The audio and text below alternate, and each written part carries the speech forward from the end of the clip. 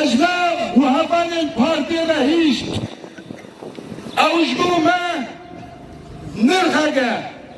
وشبو ما سوزقة امن سلبي تجربة مشهد ونرخق دايما امن بمشهد خون وخيالات دعمري مايدة هقل كمايا او جيبينا قد ازدو حمو كلمة قد سيردا بارتيا مدى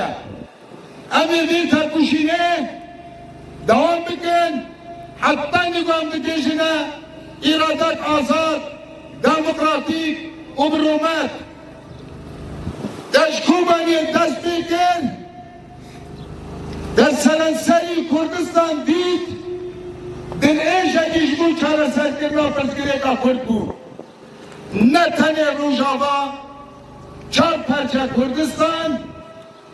به ایجا مرزن و پرکوشینت مرزن دخواستش بود چاره سریه و یک ریزیه